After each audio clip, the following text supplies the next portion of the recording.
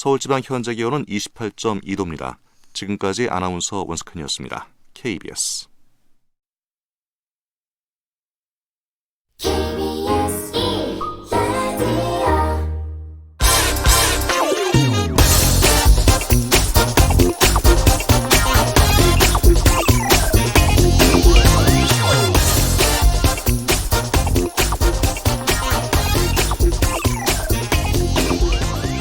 중국이 미국 GDP의 3분의 2까지 따라왔습니다. 20세기에는 어떤 국가도 이루지 못한 일이죠.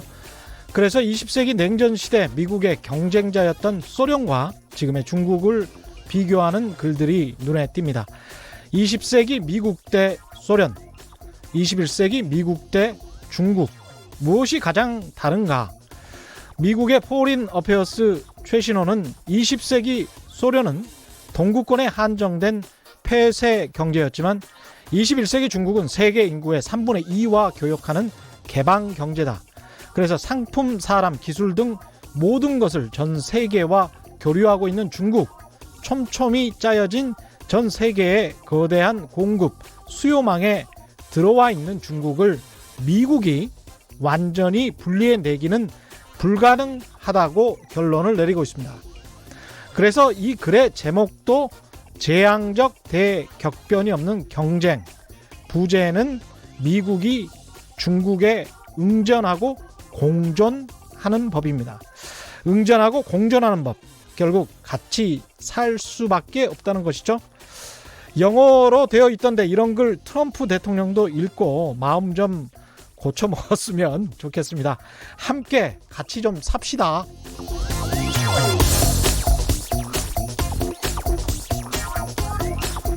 네, 안녕하십니까. 세상에 이익이 되는 방송 최경영의 경제쇼 출발합니다. 오늘의 돌발 경제 퀴즈입니다. 지난 금요일에는 추가 관세 폭탄으로 주거니 받거니 하면서 그러더니 또 밤사이에 미중 양국이 협상 재개에 들어갔다는 소식 때문에 다우지수가 1% 이상 상승했습니다.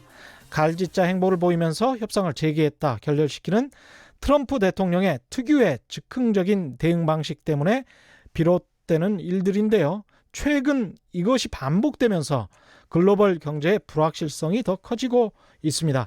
이렇게 예측 불가능한 행동으로 상대를 압박하는 전략, 미친 사람의 뭐라고 하죠? 트럼프 대통령의 외교 전략으로 많이 구사하는 전략이라고 합니다. 이 광인 이론이라고 하는 이것은 무엇인지 정답을 아시는 분은 짧은 문자 50원, 긴 문자 100원에 정보 이용료가 부과되는 샵 9730번으로 문자 보내주시거나 무료인 콩과 마이케이로 보내주셔도 좋습니다. 정답 보내주신 분들 가운데 5분 선정해서 기능성 속옷 세트 보내드리겠습니다. 최경영의 경제쇼 유튜브로도 실시간 생중계하고 있습니다. 저 보이시죠? 시작하겠습니다. 고맙습니다.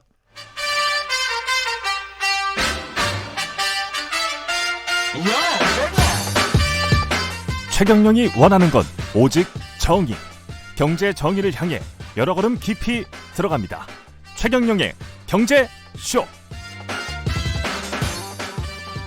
네, 어제 이종우 이코노미스트와 함께 지난 한 주 전반적으로 정리해봤습니다만 역시 현재 세계 경제 최고화두는 미중 무역 전쟁이겠죠.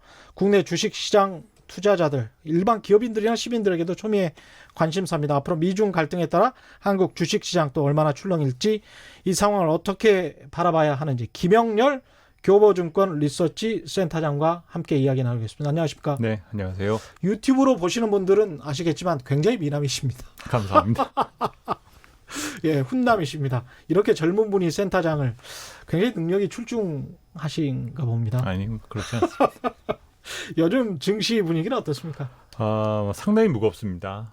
요즘 예. 시장도 많이 출렁였던 데다 예. 사실 지난달까지만 하더라도 2,000선까지 되밀려서 올해 상승분을 전부 다 토해냈거든요. 예. 그래서 8월에는 조금 한숨 돌리지 않을까라고 기대를 했는데 바닥 무르는 또 바닥 밑에 지하실 뭐 이런 분위기에서 상당히 조금 망연자실하여 있는 상황이다라는 생각을 하고요.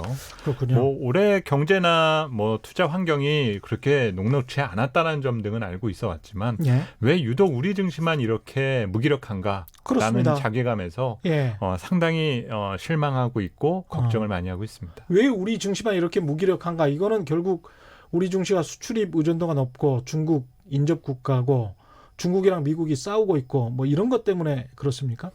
뭐 여러 가지 이유가 있습니다. 예. 가장 근본적인 이유는 우리 내부에 있다라고 봐야 될 것 같은데요. 내부에 있다. 올해 예. 상반기 우리 상장 기업들의 이익 감소폭을 놓고 보면 작년 같은 기간과 비교하면 40% 가까이 이익이 줄어들었습니다. 네. 물론 이제 그동안 이익이 늘어났을 때도 반도체에 대한 도움이 컸는데 네. 무너질 때 역시 반도체에 대한 영향이 그만큼 컸었다라고 볼 수가 있고요. 반도체. 결국은 우리가 그렇게 이익이 성장하는데 뭔가 추세적이고 앞으로도 계속될 수 있다라는 기대를 갖기보다 그냥 잠깐 좋았던 것이 아닌가. 잠깐 좋았던 것이 아닌가. 네, 이런 어떤 우려가 시장에서 증폭되면서 어떤 시장에 대한 신뢰가 많이 무너졌던 점 등이 우리 국내 증시가 유독 부진한 주요한 이유가 되는 것 같습니다. 그러면 그때 잠깐 좋았다면 그때 반도체 사이클이 호경기였을 때 그렇게 잠깐 좋았다면 또다시 그 호경기가 오지 않으면 앞으로도 별로 뭐 바라볼 게 없다 이런 뜻으로도 해석이 됩니까? 뭐 엄밀히 말하면은 반도체를 제외한 나머지 산업들의 동향을 놓고 보면 지난 10년 사이에 이익의 변동은 거진 없었었거든요. 거의 결국 없었군요.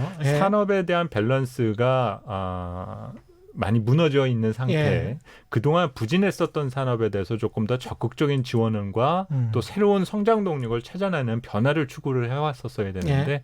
다소 좀 보수적인 경영 활동과 대응 등으로 인해서 우리 기업들이 그냥 연명만 하고 있어 왔었다라는 거죠. 이를 파악하고 있는 국내 투자자들은 국내보다는 해외 투자에 대한 관심을 오히려 갖게 되어 왔고 예. 상당히 아이러니한 변화점 중에 하나는 오히려 외국인 투자자들의 보유 지분은 지금 13년 만에 최대라는 점입니다. 왜 그런가요? 그거는? 그만큼 우리 국내 기업과 국내 투자 자산에 대한 매력을 바꾸고 있지는 않다라는 거죠. 근데 이들의 지분율이 올라가주는 부분이 예. 더 많이 사줬다라는 측면보다 예. 오히려 외국 국내 투자자들이 해외로 빠져나가면서 나타나게 된 부작용이 조금 더 크다라는 점입니다. 이렇게 볼 수도 있을까요? 우리 국내 투자자들은 여전히 과거 시대에 머물러서 성장주 위주로 가고 있고 외국 투자자들은 특유의 배당주 전략, 안정된 포트폴리오 전략을 구사해서 그래도 이익이 꾸준한 선진국 대열에 들어섰으니까 한국에 투자할 만하다 이렇게 생각하고 있는 거 아닐까요? 그렇습니다. 예. 그만큼 이제 신뢰에 대한 문제가 커져 있다라고 볼 수가 있겠고요. 최근에 보시면 공모 시장은 위축된 반면 사모 시장만 비대하게 커져가고 있고 예. 그러다 보니 시장의 유동성 공급이 제한된 측면은 결국 시장 에너지의 위축으로 영향을 주게 되었다는 거죠. 그래서 예.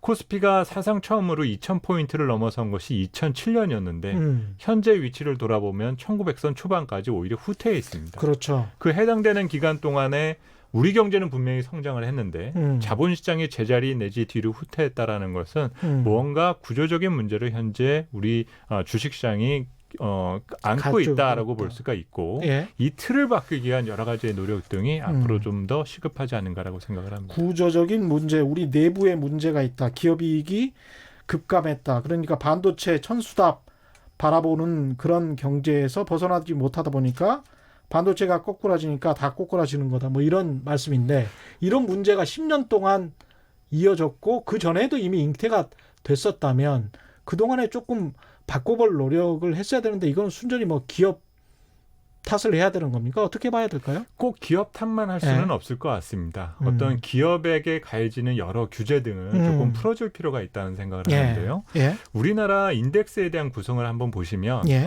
현재 거래소 상장 기업들 중 제조업 인덱스가 있습니다. 예. 이 제조업 인덱스에 포함되어 있는 시가총액의 비중이 거진 70%입니다.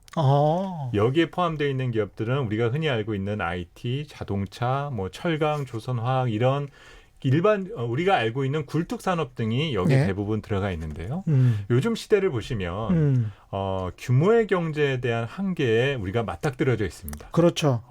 어떤 뭐 물건을 많이 생산해서 이익을 극대화하는 것이 현실적으로 한계에 도달했는데요. 대량 생산 체제가 그렇습니다. 위기에 직면했죠. 예. 가장 큰 이유는 미국의 보험무역 예. 그리고 그 수요자라 할 수 있는 신흥국의 경제 성장이 둔화되기 시작을 했다라는 거죠. 예. 그래서 이에 대한 돌파구로 글로벌 주요국들이 돌파구로 찾아내게 된 것이 바로 범위의 경제. 예. 우리가 흔히 말하는 플랫폼 경제입니다. 예. 산업 간 장벽을 무너뜨려서 이를 중심으로 한 경제 성장을 일궈내야 되고 이는 다시 말하면 서비스 산업에 우리 경쟁력의 키가 쥐고 있다는 점을 들 수 있습니다. 예. 그런데 우리나라 산업과 거래소 인덱스에서 서비스 산업이 차지하고 있는 비중은 불과 10%에 불과하다라는 거죠. 그러면 돌려서 다시 한번 설명을 드리면 예. 요즘 10년 동안 올랐던 주식 인덱스가 있지 않습니까? 예. 바로 미국 주식시장이고 예. 그중에 다우 산업지수가 있습니다. 예. 그 다우 산업지수는 미국의 대표 30기업들로 구성되어 있는데요. 주로 무거운 주식들이죠. 그렇습니다. 예. 근데 이들 기업들 중에 아까 제가 말씀드렸었던 전통 제조 산업들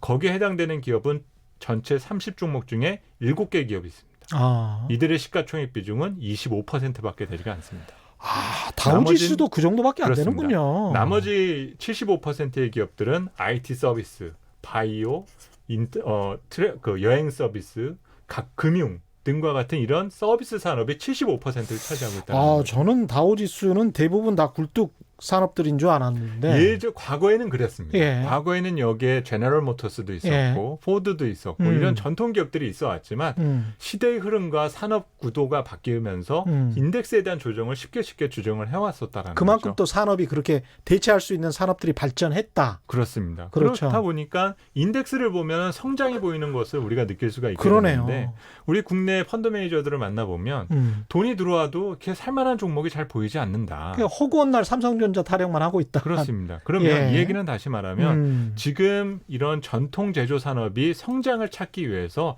각종 규제들을 풀어줘야 될 필요가 있다라는 거죠. 예. 물론 이들이 대기업이고 재벌이라는 어떤 플레임에 씌여 있어서 예. 선뜻 새로운 산업에 진출하는 데 있어서 상당한 배리어가 차여져 있는 측면 등은 있지만 그렇죠. 한편으로는 이들이 가장 많이 가지고 있는 것이 자본이거든요.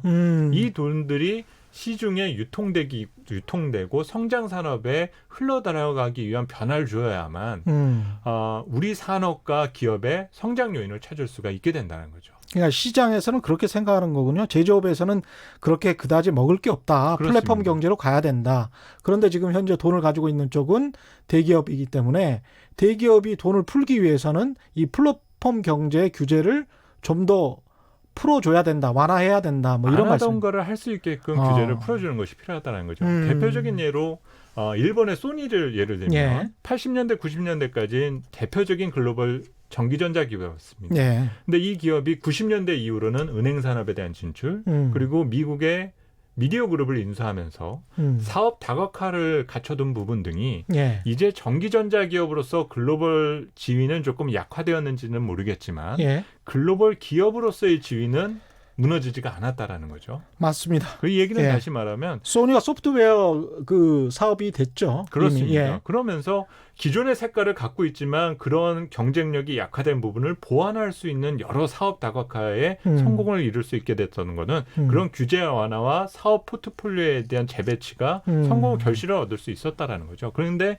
우리 대기업들은 하던 거에서만 잘해. 하던 거에서 성장 좀 찾아내봐. 예. 라는 쪽으로 자꾸 유도를 하다 보면 예. 쉽게 다른 경쟁 기업들과의 충돌, 중국과의 충돌, 선진국으로부터의 제재 이런 부분 등에 있어서 자유로울 수가 없다라는 거죠. 그런 측면들도 분명히 있겠습니다. 이 미중 무역 전쟁 쪽으로 다시 한번 가봐서요. 기본적으로 이제 자유무역을 윈윈 게임이라고 하지 않습니까? 네, 그렇습니다. 근데 이제 트럼프 대통령은 제로섬 게임으로 생각하는 것 같아요. 나는 먹고 너는 잃고 네 것을 뺏어서 내가 먹을 거야. 미국이 먹을 거야. 뭐 이렇게만 지금 생각하고 있는 것 같은데 이런 상황에서 이 미국이 계속 이렇게 간다면 양측 입장에서 봤을 때는 트럼프 입장에서는 얻을 것 또는 이렇게 계속 간다면 잃을 것 시진핑 입장에서는 얻을 것, 잃을 것 이것을 좀 나눠서 한번 생각을 해보죠. 어떻게 보십니까? 뭐 사실 트럼프 대통령은 그 대선 당시에 내놓았던 선거 공약을 예. 그대로 지키고 있습니다. 그래서 아, 이 예. 선거 당시에 예. 이 타임 매뉴얼이 어떤 식으로 나왔었냐면 예. 첫 번째는 미국의 교육 환경에 대해서 부정하는 것을 첫 번째로 얘기를 꺼내놨었고요. 예. 그 다음에 지금의 미국이 만성적인 무역 적자에 빠지게 되는 문제를 제기하고 이 문제를 해결하기 위해서 실행한다. 이것이 3년 차까지입니다. 예. 그리고 마지막 4년 차에는 그동안 3년 동안의 성과를 치적하면서 재선 전략으로 들어간다라는 것이 처음 트럼프 대통령의 공약 당시의 이 내용이었었거든요. 야, 공약을 잘 지키는 분이군요. 그렇습니다. 아주 철저하게 지키는 그런 분입니다. 예. 그래서 이 임기 중에 있었던 일을 보게 되면 예. 당선이 되자마자 첫 번째 그 감행한 부분이 TPP 탈퇴였었죠. 예. 그러면서 나는 자유무역을 지향하지는 않는다라는 것들을 선언을 했고 예. 2년 차가 되면서 바로 중국에 대한 문제 제기와 함께 우리는 무역 협상이 필요하고 거부할 시에는 관세 보복에 나서겠다라는 것들을 강조했다라는 거죠. 예. 그것이 지금 3년 차까지는 지금 왔다라는 거죠.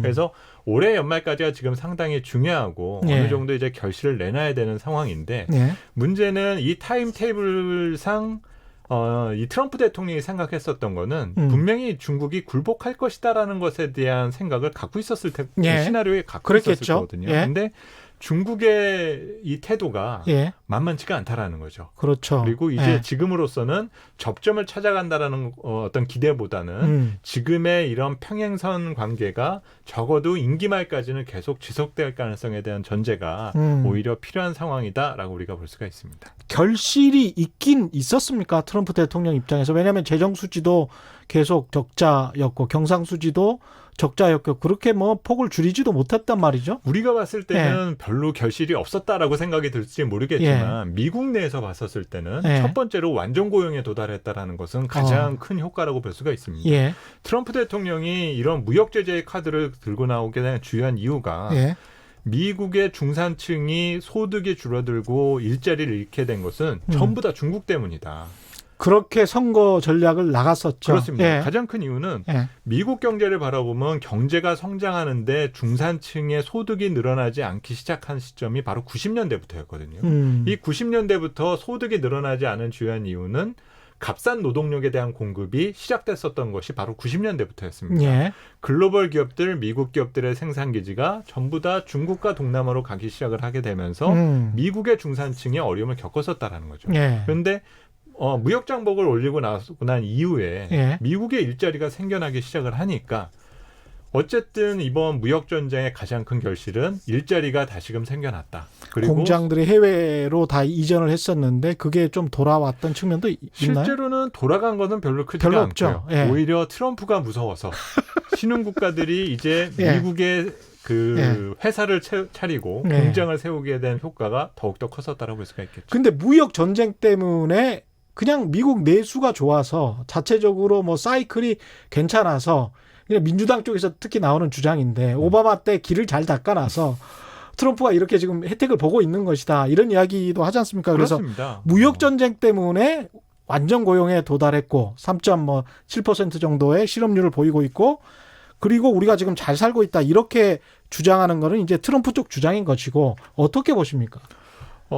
사실 뭐 미국의 주장, 트럼프의 주장이 전혀 틀렸다라고까지 보지는 않습니다. 문제는 이제 미국은 또 서양 문화가 기브 앤 테이크에 대한 부분 등이 상당히 강할 수밖에 없지 않습니까? 어느 정도 니네들이 기여하는 부분 등이 필요하다라는 것들을 강조했는데 애초에 중국과의 무역 전쟁이 시작됐었던데 가장 중요한 부분 중에 하나는 미국이 중국에서 생산되는 제품이 다른 글로벌 기업으로 다른 국가들로 많이 수출된다라면 미국은 싫어할 리가 없었습니다. 왜냐하면 중국에서 생산되는 제품은 대부분 미국 제품들이 많았었거든요. 그렇죠. 그런데 이 제품 등이 딴 데 가서 팔리는 것이 아니라 자꾸 미국으로 돌아오니까 이게 정말 짜증이 나기 시작을 했었던 거죠. 그러면 실제적으로 자기네들이 버는 게 그렇게 많지가 않다라는 겁니다. 맞습니다. 그렇기 때문에 이렇게 중국에 대해서 압력을 가하고 중국의 배려를 올리게 되는 것은 자꾸 우리 쪽으로 들어오지 말고 니네들이 다른 선진국이나 다른 신흥 국가들에 더 진출을 해야만 우리는 가만히 있어도 돈을 버는 마치 건물주의 입장에서 우리가 살 수 있는 거 아니야? 라는 것들을 중국에게 자꾸 압력을 가했다라는 거죠. 근데 지금 중국으로서는 너무 자신들을 조금 만만하게 보는 것 같고 예. 그 수위가 여러 경제적인 내용이 아닌 다른 내용으로까지 조금 건들기 시작했다라는 점에 있어서 조금 더 감정적으로 맞서고 있다는 것이 최근의 상황이다라고 보시면 될 것 같습니다. 지금 생각해 보니까 한 20년 전부터 그랬었던 것 같습니다. 그 월마트, 미국의 아주 유명한 그 월마트에서 미국의 우수한 중소기업, 제조기업들의 상품이 다 빠지고 다 메이드 인 차이나로 채워졌다라는 그렇죠. 다큐멘터리가 나왔던 게 한 20년 됐었던 것 같습니다. 그렇습니다. 일부 예. 영화에서도 그런 얘기가 예. 나왔었잖아요. 산타가 중국 사람이냐. 예. 장난감이 전부 다 메이드 인 차이나라고 써 있으니까 그런 맞습니다. 얘기도 나왔었어요. 예, 그런 이야기가 나왔었습니다. 근데 한 가지만 더 트럼프의 반대편에서 이야기하는 주장을 들어보면 소비자들에게는 굉장히 불리한 것 아니냐. 그렇습니다. 예. 그렇습니다. 그래서 트럼프가 소비자가 결국 유권자니까요. 그 아무래도 수입 물가가 비싸질 수밖에 없으니까 관세를 부과하게 되면 그 애플도 우는 소리를 하고 있지 않습니까? 그런 측면에서 트럼프가 유권자의 표를 계산을 하다 보면 타협적으로 가지 않을까 그런 생각도 하게 되는데 바보 같은 생각일까요? 아니 그렇지는 않습니다. 원래 미시경제 측면에서 놓고 보면 이런 무역 충돌의 가장 큰 피해자는 수입국의 소비자가 가장 큰 피해를 볼 수밖에 없습니다. 그렇죠. 결국은 높아진 수입 물가, 수입 단가를 그대로 반영한 소비에 연결을 짓다 보면 당연히 경제적 손실을 보게 되는 거거든요. 예. 대신 이 문제를 무마하기 위해서 결국 관세 수입에서 들어온 이 재정 수지를 다시금 이제 소비자들에게 돌려주기 위한 여러 가지 또 정책들을 내놓게 되겠죠. 예. 그리고 실제적으로 중국 입장에서 놓고 보면 예. 어쨌든 중국 제품을 갑자기 대체할 수는 없을 거거든요. 그렇죠. 그래서 예. 실제적으로는 어떤 수출에 대한 총액이나 그리고 최근처럼 위안화가 절하되게 되면 오히려 더 마진은 개선될 수 있는 여지 등이 중국 있습니다. 입장에서 보면 그렇습니다. 예. 그리고 또 여기에다가 어쨌든 미국이 이런 식으로 무역 장벽이 올라가게 되면 다른 시장을 공략할 수밖에 없으니까 예. 시장에 대한 외형 확대가 전체적인 사회 총이 그 파이를 키워드는 효과를 보여줄 수가 있게 된다는 거죠. 그래서 지금 당장은 모르겠습니다. 예. 워낙 감정적으로 싸우고 이 관련된 뉴스가 적극적으로 나가고 있기 때문에 누가 이길 것이냐라는 관점에서 예. 보겠지만 예. 먼 미래 한 30년, 40년, 50년이 지나고 나면 저 둘은 다 같은 통속이었다. 이런 평가에 그냥 결국은 서로 박자를 맞춰준 것이 아닌가. 그럴 이런 수도 평가를 있죠. 내놓을 수도 있는 소지가 있지 않은가라고 봅니다. 그렇게 말하시는 근거는 뭘까요? 서로 간에 시진핑과 트럼프는 윈윈하고 있다. 유권자들에게도 그렇고 자신들의 국민에게도 그렇고 그렇습니다. 애국주의적인 호소도 할 수도 있고 보통 예. 이런 충돌이 일어나게 되면 예. 시간이 조금만 적어도 6개월, 1년 정도 지났을 때 여론에 대한 변화가 분명히 나오게 되거든요. 누군가는 피해를 입게 되고 누군가는 일자리를 잃는 예. 이런 변화 과정에서 여론이 악화되는 쪽이 한쪽이라도 분명히 등장을 하게 되는데 예. 이번의 경우는 상당히 이례적이라는 거죠. 양쪽 모두 예. 전혀 그 지지율이라든지 이런 부분 등이 흔들리고 있지가 않은 상황입니다. 아. 그런 부분에서는 결국 그 효과를 양쪽 다 보고 있는 상황이다라고 볼 수밖에 없다는 거죠. 이 끝은 어디일 거라고 생각하십니까? 미 대통령 선거 전에는 끝날 거라고 저는 예상을 했었는데 그 아까 말씀하시는 거 보니까 방송 전에 네네. 이게 미국 대통령 선거 이후까지도 갈 수 있다. 이런 말씀을 하셨단 말이죠. 현재는 우리가 이제 90년대와 2000년대 초반까지 결국은 우리가 자유무역 시대를 살아왔는데 우리가 그렇지 않은 시대에 살게 될 가능성에 대해서도 심각하게 고민을 해야 된다는 거죠. 패러다임이 바뀔 수도 그렇습니다. 있다. 바뀌고 있는 중에 있는지도 모른다. 그렇습니다. 예. 그리고 이 지금 상황에 어떤 불편함과 어떤 경제적 손실, 피해 등의 문제가 있지 않고서는 예. 당분간은 이 체제로 계속 지속될 가능성에 대해서도 고민을 해야 된다는 그러니까 거죠. 미국 국민과 중국인들이 이 현재 보호무역, 지지부진한 보호무역과 자유무역의 혼합 퓨전이라고 할 수 있을까요? 뭐 이런 상황이 둘 다 행복하다면 그렇습니다. 그냥 이대로 그냥 간다는 거죠. 미국 입장에서는 일자리만 보장되고 소득만 올라갈 수 있다면 예. 뭐 지금 상황에 중국 제품 나중에 돈 벌고 나면은 비싼 가격이라도 사면 그만인 거거든요. 그렇죠. 그게 미국의 개념이라고 예. 볼 수가 있고 중국 입장에서는 중국 입장에서 생각하면 예. 더 이제 미국의 건국에 대해서 양보하는 모습을 보여주기 어렵다라는 부분이 올 10월 달이 건국 70주년입니다. 예. 그렇기 때문에 상당히 중요한 정치 행사를 앞두고 있는데 예. 과연 남은 시간 특히 또 9월 달에 합의가 있을 수 있겠는가, 양보가 있을 수 그러네요. 있겠는가라는 점을 우리가 생각해 볼 수가 그러네요. 있겠죠. 어? 남은 정치적 일정들을 놓고 보면 2021년에 중국 공산당 창단 100주년입니다.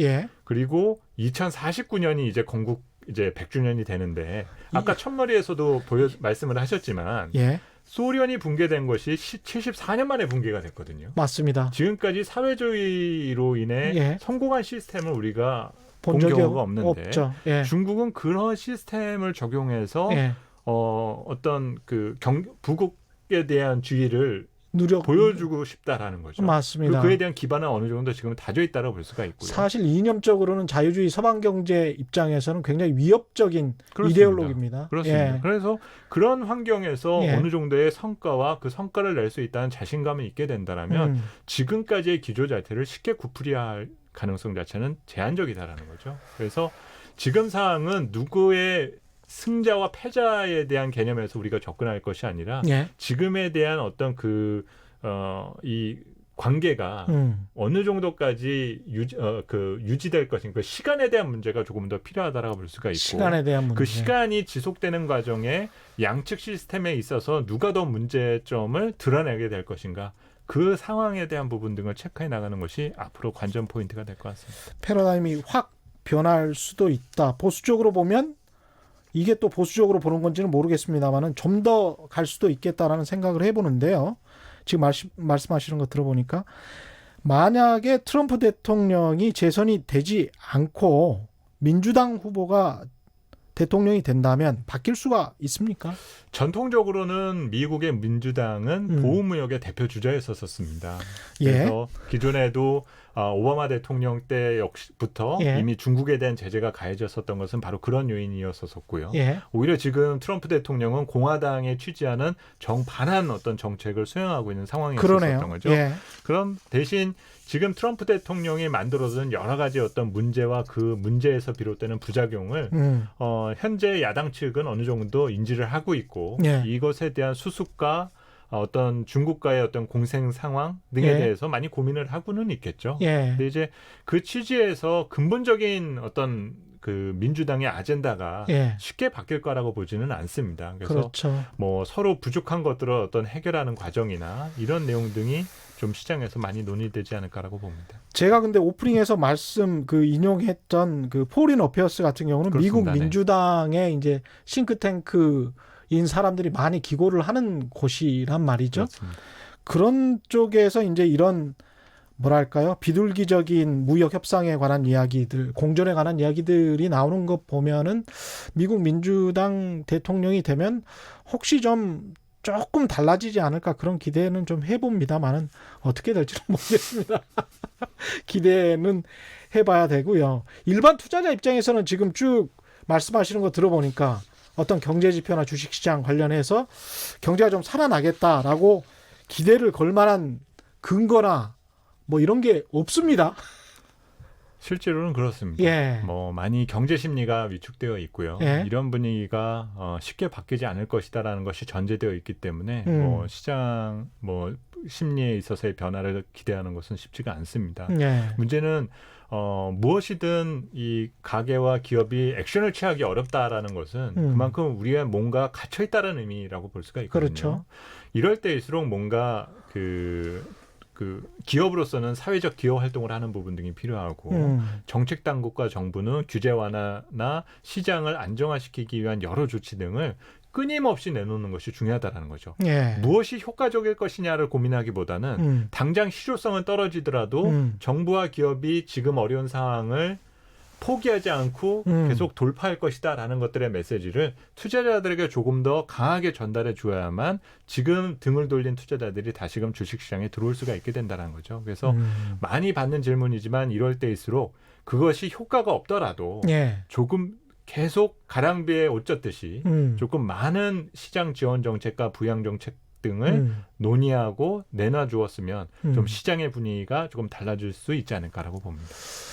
한국 정부가 뭐 재정적으로는 아직도 안정돼 있으니까요. 그렇습니다. 예.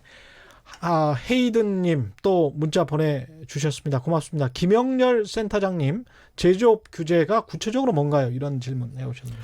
뭐 예. 여러 가지가 있습니다. 예. 뭐 대기업들의 진출에 여러 가지 어떤 그 논쟁이 조금 심한 편이죠. 그리고 새로운 성장 산업에 대한 진출에 있어서 기존 산업과의 어떤 협업 여부 예. 이런 내용들도 상당히 조금 걸림돌이 조금 많은 편입니다. 예. 그런데 이 과정에 여러 시행착오도 수 있고 여러 논쟁 소지 등도 있을 수는 있겠지만 우선 선제적으로 투자를 했을 때 그 이후에 파급되는 문제 등을 수습하는 노력 등도 앞으로는 좀 더 필요할 수가 있게 된다는 거죠. 그래서 OECD에서 발표되는 제조업 규제 지수를 살펴보게 되면 예. 지난해 말을 기준해서 볼 때 총 34개국 중에 우리나라가 30위입니다. 그만큼 한국 제조 산업과 이 예. 경우에 규제가 상당하다라는 것들을 다시 한번 인지하고 감독 당국은 고민해 두는 것이 필요하지 않을까라고 봅니다. 이런 상황에서 개인 투자자 마지막으로 어떻게 해야 될까요? 어렵습니다. 뭐 지금 특히나 주식 시장이 침체되어 있기 때문에 예. 선뜻 제가 말씀을 드리기는 쉽지는 않은데요.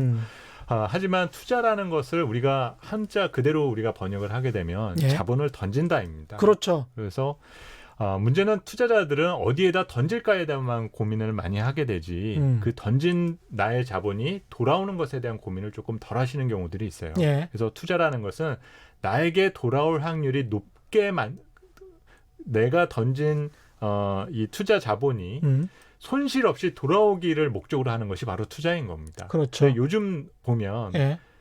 마치 눈 감고 던지는 때와 비슷하다라는 거죠.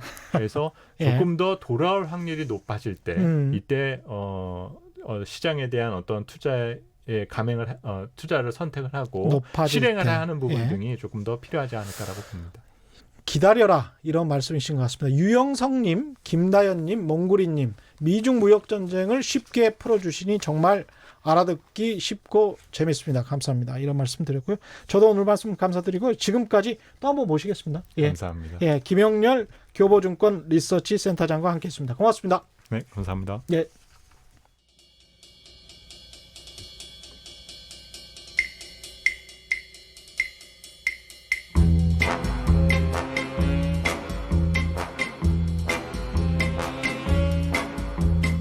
KBS가 자랑하는 진짜 기자 최경영의 경제쇼.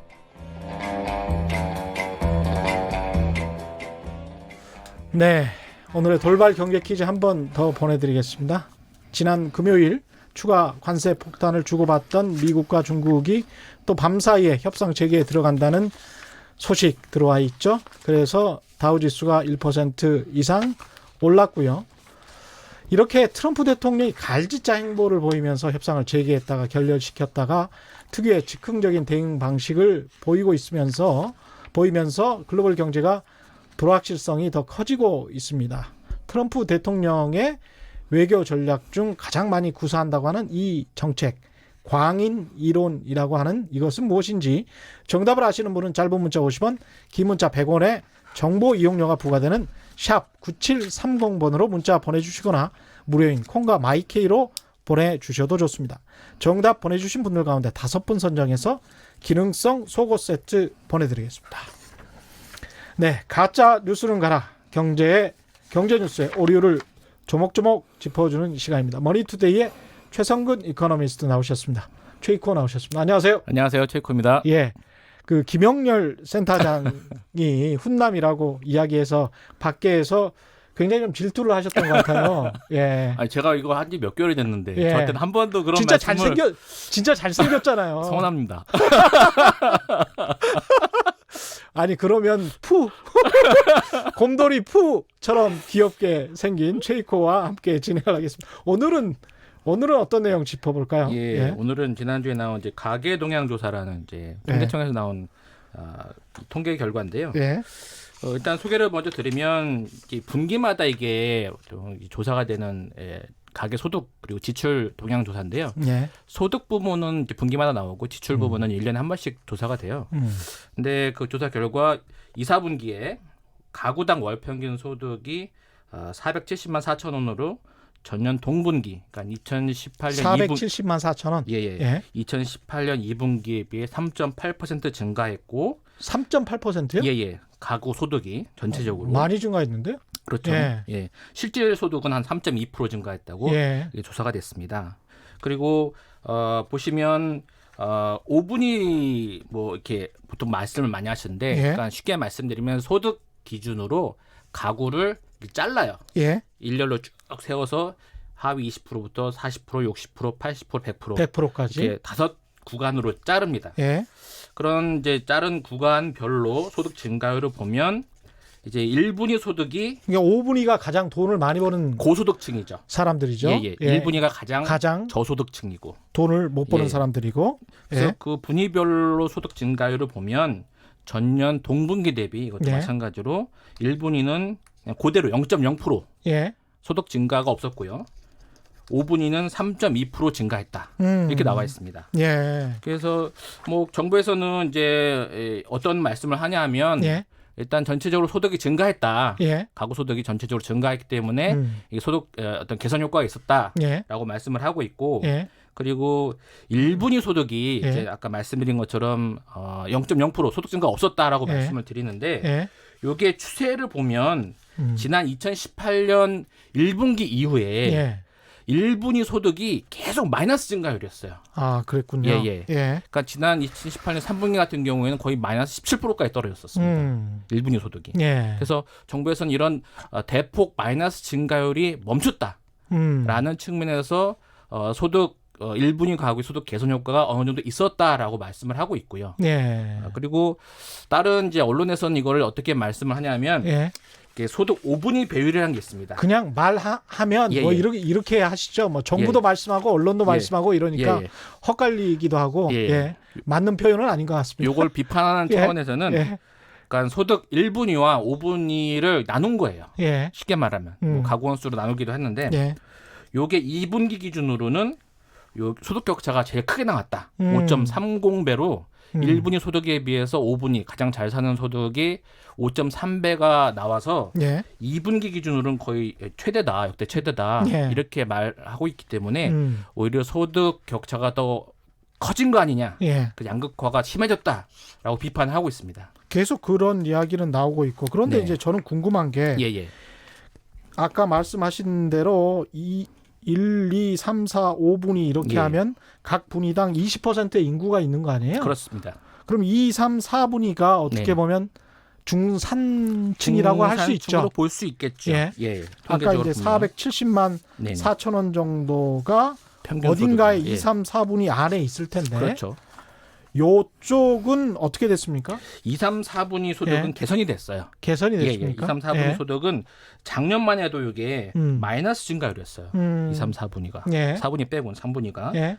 근데 올해 들어서 이 2분기 기준으로 2분위가 4.0% 증가했고요. 많이 증가했네. 3분위는 6.4% 늘어났고요. 예. 4분위는 4.0% 증가했습니다. 이 중산층이 그러니까 중산층이 굉장히 두터워졌죠. 소득이 늘어났죠. 이게. 소득이 예. 많이 늘어났네요. 예. 그러니까 중산층 소득 개선 효과가 있었다라는 것도 정부에서 하나의 성과가 아니냐라고 말을 하고 있습니다. 근데 이제 5분위 소득이 늘었다.